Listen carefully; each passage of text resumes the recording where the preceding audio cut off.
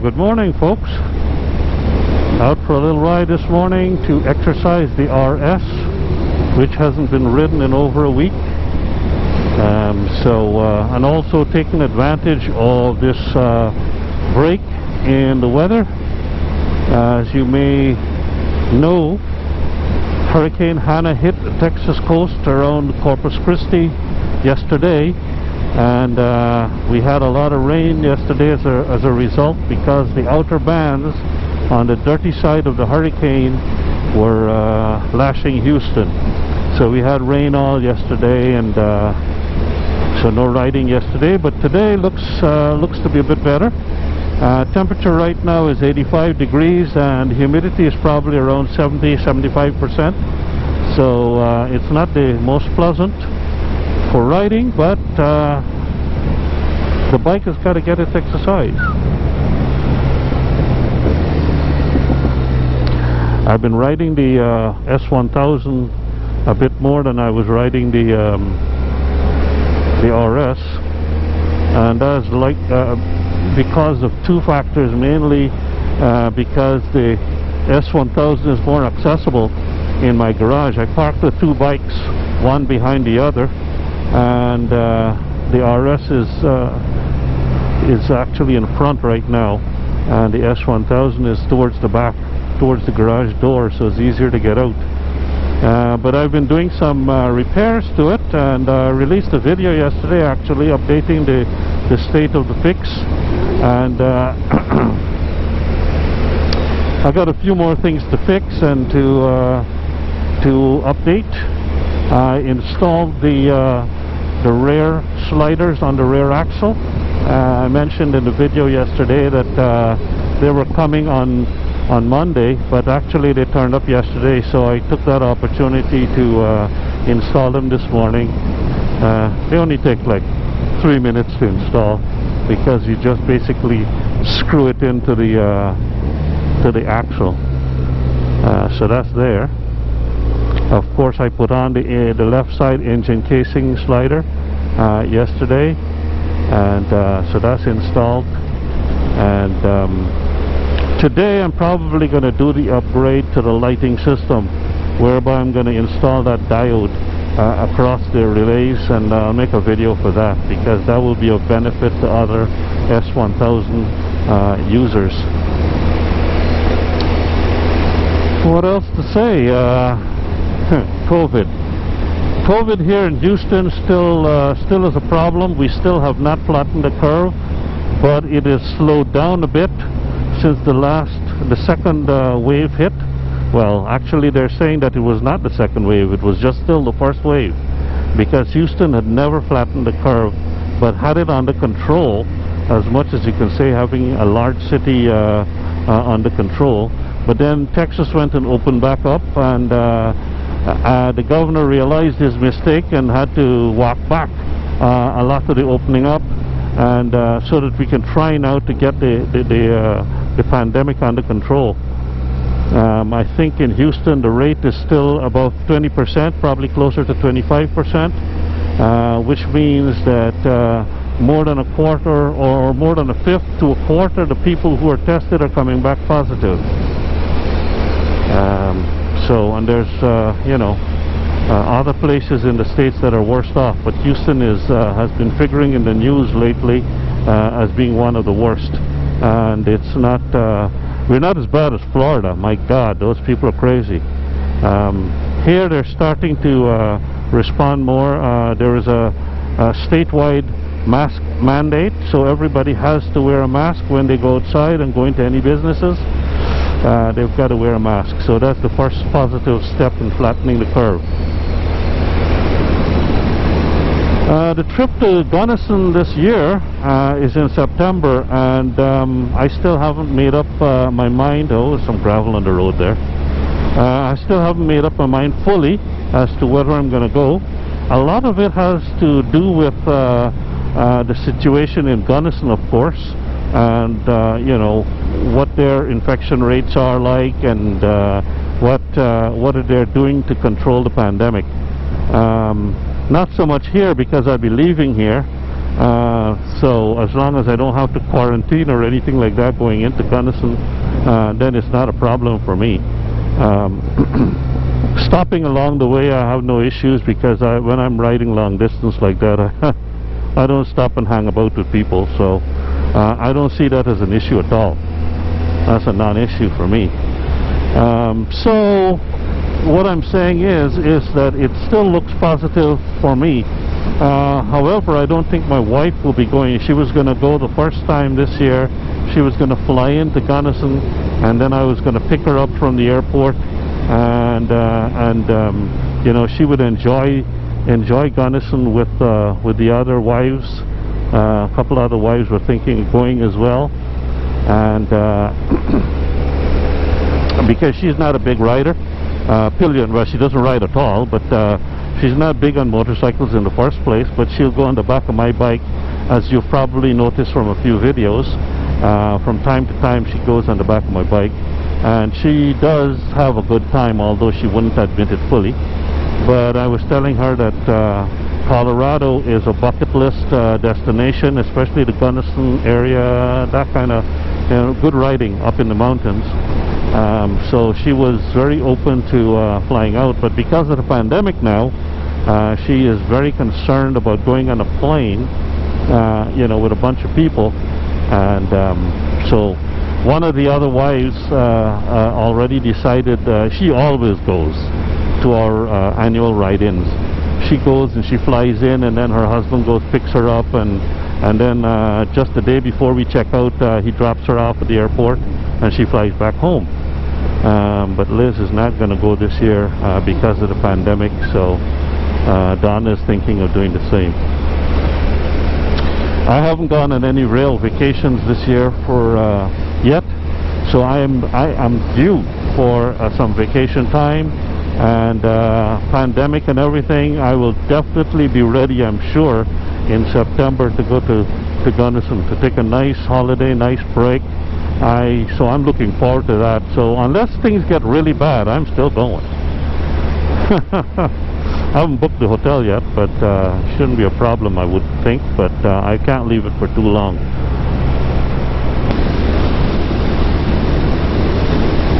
And then there's motor camping. I got to get my motor camping in for this year. Motor camping is in state parks is going to be dependent on whether the state parks are allowing the showers and bathhouses and bathrooms to be open. I usually motor camp in state parks, so I do need the facilities. That's the only thing that kind of, you know, is impacted by COVID as far as I'm concerned for motor camping. So once the weather gets cooler, hopefully everything will have died down by then, and they can open back up the facilities, and then once that happens, I'm off motor camping again. And also, while the S1000 is not suited for motor camping, and I don't intend to buy any luggage for that to go motor camping, I am buying a tail bag, which I expect to be arriving tomorrow or Tuesday. A tail bag that'll allow me to bring my to commute to work, you know, bring my computer, bring my lunch, and so on and so forth, and then also hold my helmet when I'm in the office. But the tail bag that I chose is large enough that you can go on a weekend trip like to a hotel. So I want to do a mini road trip with the S1000, go somewhere interesting, spend a night at a motel just to say, well, you know, how it worked out, and that's it. But really, the S1000 wasn't bought for touring. It was bought for commuting and just riding around. So, but that's just something to try.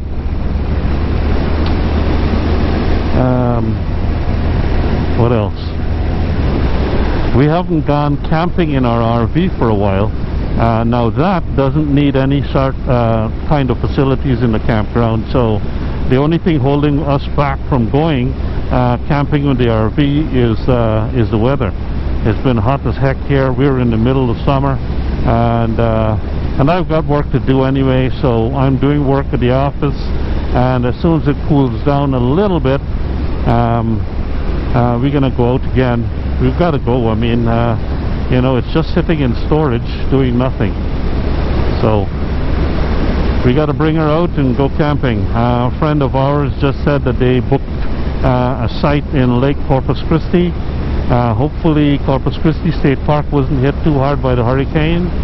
I'll have to go check the website later on this week, maybe see if they put any updates in there. But many times when there's a hurricane or something like that, it kind of causes major flooding in state parks and stuff.